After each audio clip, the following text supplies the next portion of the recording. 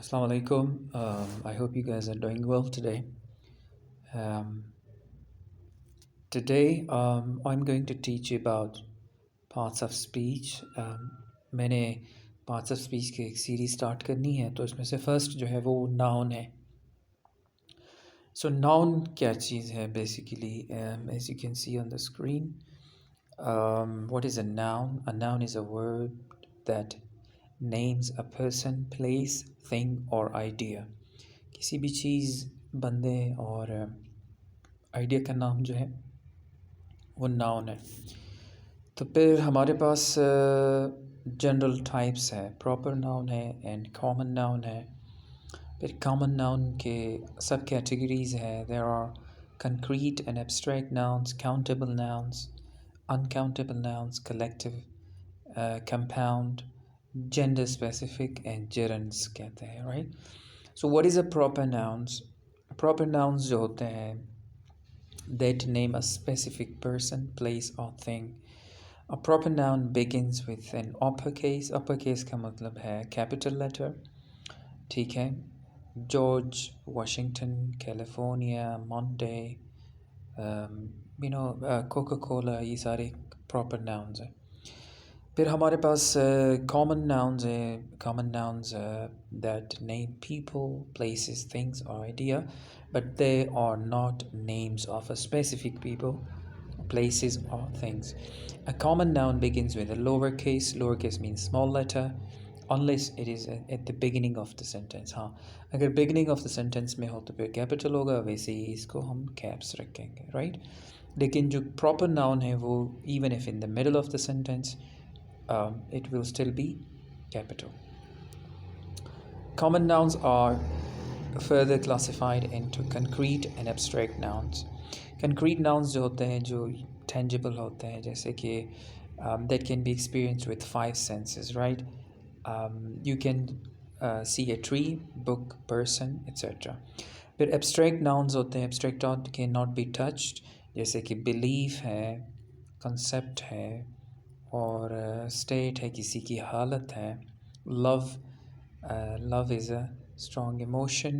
So ये जो है, these are abstract noun, right? फिर हम नीचे आते हैं countable nouns पे. So countable nouns जो होते हैं वो that can be counted. Anything, for example, chairs, tables, rooms, houses, or uncountable which cannot be counted. ठीक हो गया. Substances हो सकते हैं, water है, anger है. Anger एक concepts है या emotions भी है, metal है, sleep है. These are all uncountable nouns. And then we have collective nouns refer to a group of people. जैसे कि staff है, staff में बहुत सारे लोग होते हैं, team में बहुत सारे लोग होते हैं. Flock, herd, family में बहुत सारे लोग, इसको collective nouns कहते हैं. Then we have compound nouns. Compound nouns can be written in three ways. These are noun which is made up of two or more words. एक word से नहीं बनते हैं, right? So जैसे कि mother in law है, mother in law, a dry cleaner. इसके hyphenated भी हो सकते हैं, बीच में hyphen हो सकता है, या three different words like brother in law, इस तरह भी लिख सकते हैं, राइट.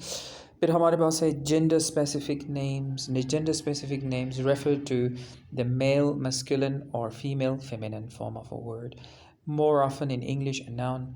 जैसे कि हम एक्टर को, मेल को एक्टर कहते हैं और फीमेल को एक्ट्रेस बोलते हैं, ठीक है.